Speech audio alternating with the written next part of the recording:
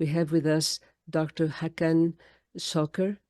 He's a gynecologist and obstetrician, a Lamaze Certified Childbirth Educator, a HypnoBirthing Practitioner, and active birth trainer. He's co-creator of the Birth with No Regret model. It's in which doctor, midwife, birth psychologist, they work together. He co-founded Istanbul Birth Academy and is a teacher from Birth with No Regret teams, childbirth education classes. He goes into doula trainings and birth psychologist trainings. He's the Turkey country representative of the International MotherBaby Childbirth Initiative and the International Childbirth Initiative. And he's going to speak with us today about Birth with No Regrets teamwork. Thank you, Hakan, for being here with us today, and tell us about your work. Thank you, Laura. First, I want to thank you all about this prenatal partnership and everything. And I know how it started first, very, very closely. I know because of Neşe, how you work very hard and how you achieve so much in so short time. Thank you very much for all your work. Here I will talk about what we do actually as a team for labors and births, but it is connected all with prenatal science also. And now I think we must go back to the conception now. Maybe after this Marcy's talk, I will go to there also. Let me share. I'm from Istanbul, where all the religions and cultures meet. I think this is very important nowadays. We need to come together and respect each other. This is me. I'm an obstetrician to start with, 19 years, classic, very classic, technocratic and everything. But in 2008, I had the chance to meet childbirth education. So from that time on, I kept on searching for respect for births. And I realized after that we don't do enough as obstetricians to respect birth. So I'm a Lamaze educator, hypnobirthing, active birth. And in 2010, we also founded the Istanbul Birth Academy. And since then, we are working together. 3 minutes, maybe a short statistics of Turkey. We have around 1 million births, and 43% of these are in private hospitals. 55% are in state hospitals. This is important because there are many countries like that nowadays, and home birth rates went down in the last 15 years to 2%. And we are not very proud. I think we are the first country who has the highest cesarean rates. And the cesarean rates in private hospitals are around 75%, unfortunately. And the interventions, our rates are high enough to comment on it. And between 20 and 50% of interventions rates, and in private hospitals, you can guess that they are higher. So that's how we started. So starting from 2005, the culture changed. All over the world it's changing, but in Turkey it changed a lot. Now birth is very dangerous for the culture. Birth means risks. And there is fear of birth for families. And not only in families, but also obstetricians. They have a big fear of birth, really, because of malpractice laws and courts and lawyers. And cesarean, compared to all these, is easy, ready time, limited, and nobody wants any risks for a single baby. This is how we started in 2000, around 10 years old. And I told you that I started with childbirth education. Childbirth education changed all my life. I keep on telling this because whatever you do, I know you try to take prenatal sciences, prenatal everything to even to the primary school, but you can't. I mean, at the moment, it's not easy. But you can catch the woman through childbirth education and make them be aware of many things. So that's how I started. Then Lamaze Hypnobirthing Active Birth, an International Mother-Baby Childbirth Initiative, if nobody hears about it. It was the starting point of international childbirth initiative. This is now the core of a respectful birth working all over the world. So, as you can imagine, in birth, there are many regrets. Whatever you do with a woman who's not really ready, there are many regrets about it. Sometimes they say, I wish I didn't have my husband there. Sometimes they say, I wish I had my husband there. Sometimes they say, I wish I had a cesarean. Then I wish I had a natural birth. Things go on like this, and we have many regrets. We know these are the seen ones. Unseen ones are a lot. So that's how we started in 2010. So as a doctor, we came together with a psychologist and a midwife, and we started working together. That's the teamwork. So the more we worked, the more knowledge came together. So we had something to talk about.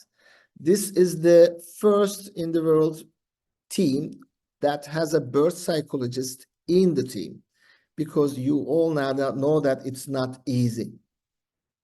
So this is just to tell you about the general things.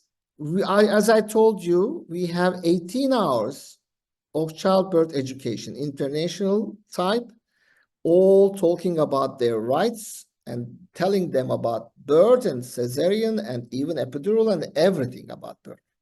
It's not a you should give birth naturally childbirth education, because some wants cesarean. So that also needs a respect. So this makes a same language between the team and the family, so that we can trust the family. Not only they trust us, we need also to trust the family. And we started, because of Neşe's work, we started using psychodrama in prenatal education, which means they sometimes took the role of a baby being born, sometimes take the role of a womb, even the muscles. That changed everything in the childbirth education. And prenatal sessions with the birth psychologist changed also everything. Of course, we wish we can go to the conception and make everything perfect there, but nothing is perfect there, and all through their lives. So there are many negative things that will affect the birth negatively, that was brought by the mother and the father. So we try to sort out and see who they are and what they need in birth.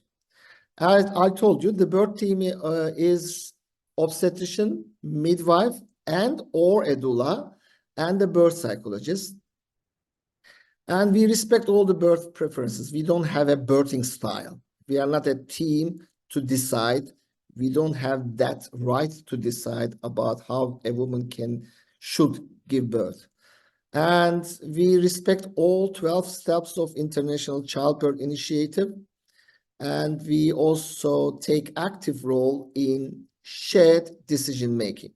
This is so important for us. Shared decision-making, not fear decision-making, or telling them what to do, or you need this, or no. We give them the facts and we give them the time and the guidance to decide about it. We trust them. So, and no regret is not only for the families. As working team in the birth, we also need support. Sometimes it's not that easy to give decisions. So birth psychologists, it made a big difference about supporting birth. And also we do 4 checkups for postpartum depression. Okay, so this is about technical things about the birth itself, labor and birth.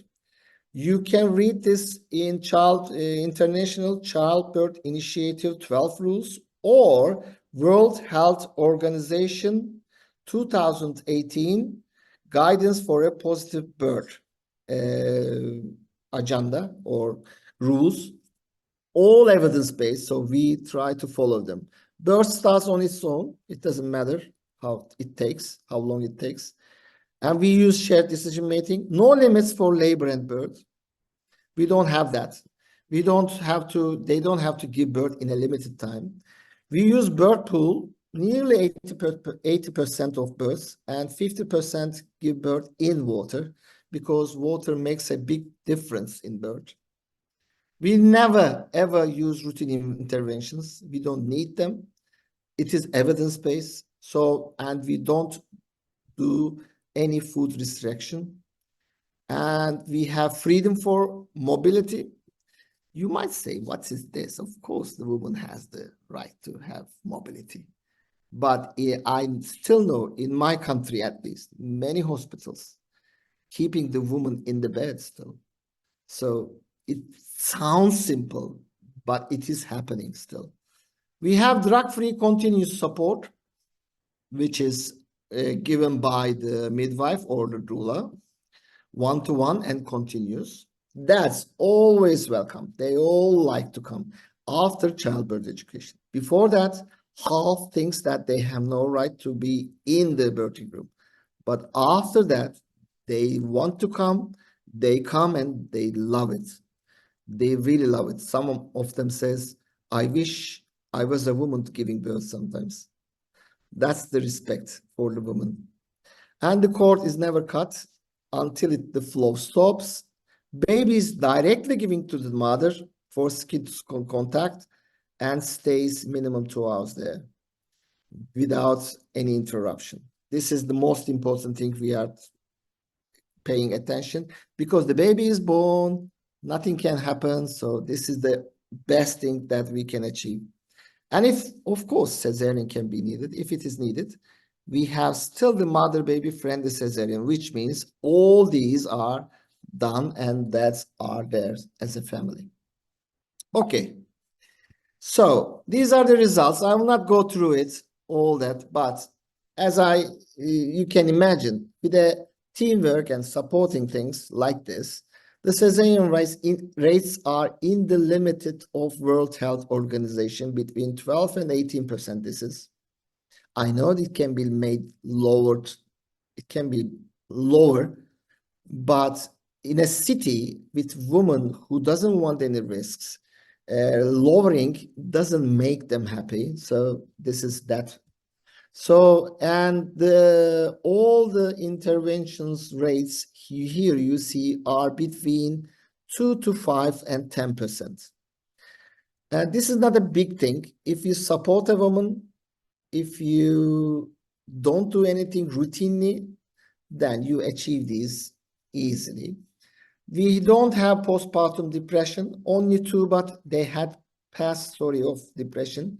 I know that there's a work on this, wonderful work. It was in the last year's Congress. And if you really work deep with a woman, you don't see postpartum depressions easily. And even some of my colleagues say, then you must see many problems, they say to me. And you must see many babies with NICU, but we don't. I mean, respecting birth doesn't bring the harmful things for the baby. This is our hospital room. I just wanted to share. And okay, this looks nice as a teamwork. Even a prenatal psychologist, psychotherapist in the teamwork. It looks great. If we keep on working like this, I don't know, maybe we did something wrong, but we will be very rich, to tell the truth. But we decided not to keep this knowledge to ourselves, and we wanted to make more people understand this. So we started in 2012 our education for childbirth educator and doula education and birth psychologist education. This year we had the 29th group. Every year we have 2 groups with us. And we also wanted the teams to organize themselves. So we accept doctors, midwives, nurses, doulas, psychologists all together, obstetricians in the same room, taking the same education. It sounds weird, but it works. So they can make, our dream was that they make their own teamworks. And they are doing it slowly. They learn a lot about psychology, anatomy, and card games for many things. And many, many rehearsals about water births and everything. Okay. It looks good. It should be much better. This is in Turkish, I'm sorry. This is called selpak. Selpak is a, a handkerchief you buy when you have cold, from the market. And this is the first one in Turkey. So it was a brand. Next time, later, we had at least 50 more brands, but the culture knows all as selpak. They call it selpak, even though they buy something different, it doesn't matter. So it became like that. Birth with no regret among the culture became like that. So they said, if it is a little bit respected birth, they called it a birth with no regret. This is very annoying, because as Marcy said, it is so deep. It's not just smiling on the patient, not just saying hello, and not just saying, what do you want? Not just saying, okay, yeah, it will be good, blah, blah, blah.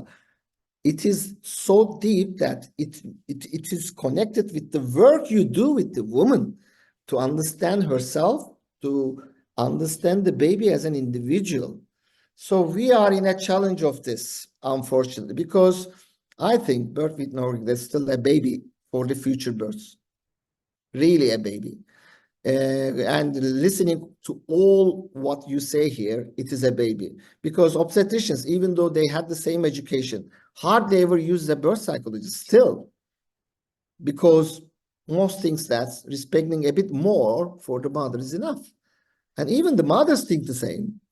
Midwives think that they also do the same. They are very psychological people, but it's not the same unless you work with a birth psychologist, really. You never understand the difference. And the doulas, they are new in Turkey and last 10 years, and they are enough excited to be accepted nowadays. So they hesitate for this new concept of team. And mothers, still not aware of a deep level of pregnancy bonding work. Whatever they learn little bit, they are satisfied. You can't keep on them. And financial pressure for birthing teams are a lot. Okay, we are coming to the end. We also educated hospitals for this, but I will just pass this. Okay, challenges. Let's work on this. Last 2-3 minutes. Working with a birth psychotherapist is nice and good, but there are buts. So it's time to talk about them. Working in labor and birth takes time. Not many birth psychologists want that. They want their comfortable time, patient coming to them. They want that. And, as unknown labor and birth times is not easy. And it's not paid by the insurance companies. For most countries, that's the most important thing. If it's paid by the government, I can do it. If it's not, I can't do it.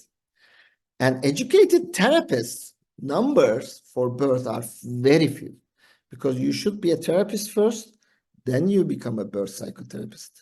And before that, you take a childbirth education course, you become a childbirth educator, you become a doula, then a birth psychologist, so that you can understand every single work and person working in birth.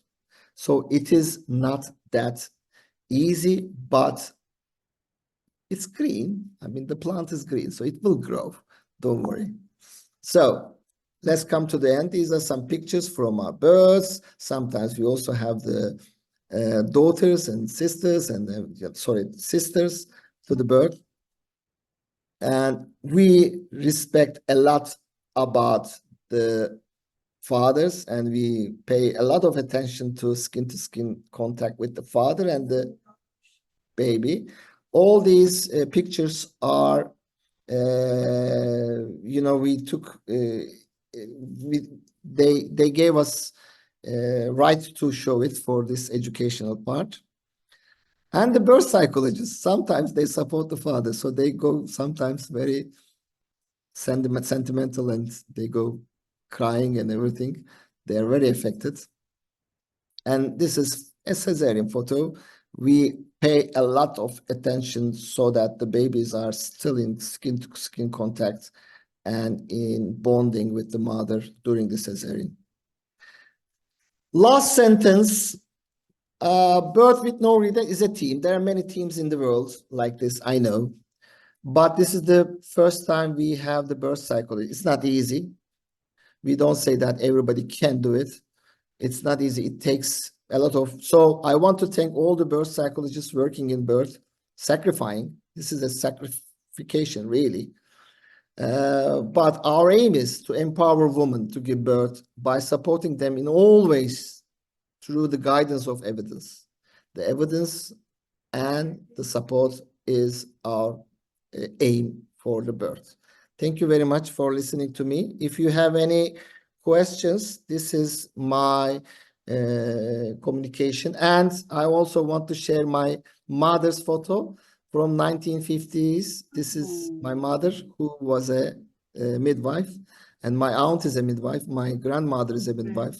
All I am coming from that family. I think that's understandable a little bit. I couldn't be a midwife, so I became an obstetrician. Thank you very much.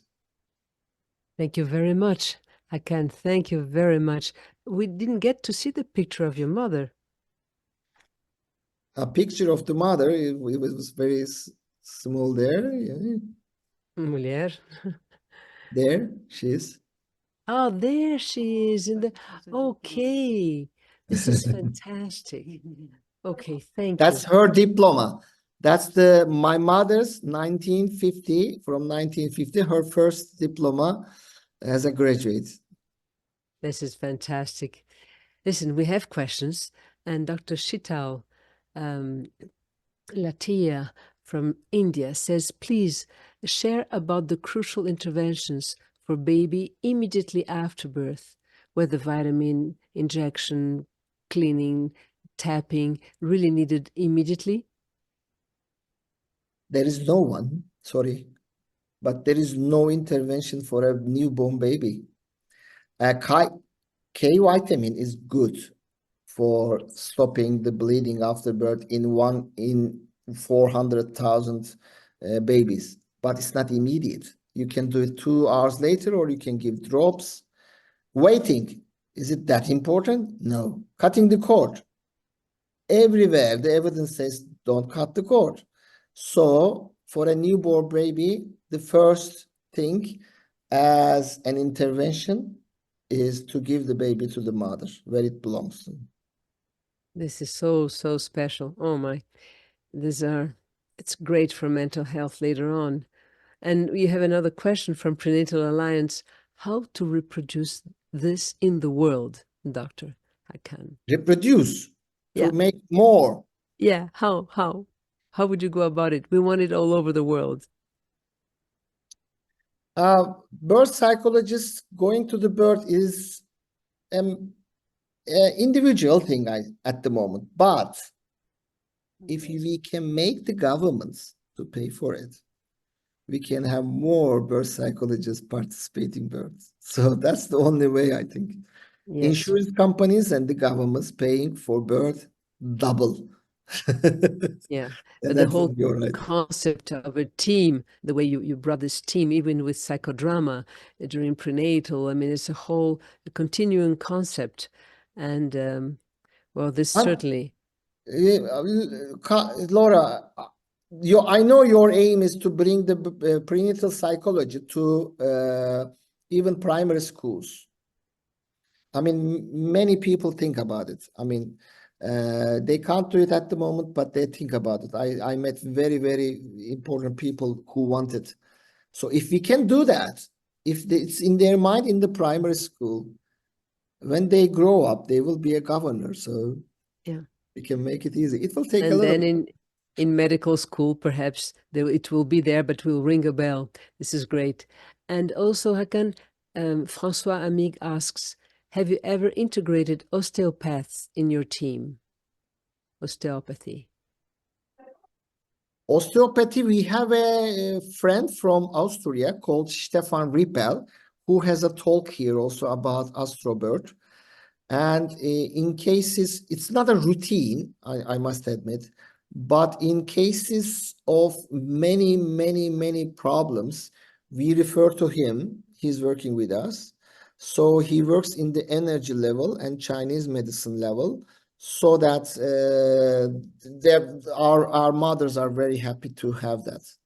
But as an osteopath, he's a therapist, manual therapist, and energy therapist, but not an osteopath. Osteopath is different, I know, but kind of we can say that we work with him. This is wonderful. So you have a backup somehow, still in the energy level. And then there's a question, a very important one. What do your colleagues think of you? Oh, okay. I don't know who asked that question. It's somebody you know very well. Okay. All right. For many years, they thought that I am a charlatan doing this. Then I said, okay, let's talk about why I am like that. So now, the more they have the evidence, the more they have the knowledge, and the more they start working abroad in Europe, they started knowing that. They said, even called me. They said, sorry that we called you like this. I think, Ooh. yeah, they are in the way of saying that, okay, what you say is right. Because I don't say it. It's in the evidence. I don't say it. It's not my opinion. I just follow the books. So they say you're right. And we try to do this. It's not easy, but they have more respect nowadays. So there is hope, lots of hope. And we have a last question here from François Amig. Do you have a kind of booklet showing your result design approach? Your design to approach our local hospital, to invite our OB and midwives, our OBs and midwives to adopt your model. I saw in your presentation there was one book. We don't have a booklet or a book, Frances. So, sorry for that. But we work with hospitals and we train hospitals to be a mother-friendly hospital. But we don't have a written booklet that we can share, unfortunately. Maybe this question will give us some more energy to write one. Thank you very much. Thank you. Well, thank you very much. Please stay with us. It's an honor to have you here at Prenatal Alliance, and God bless.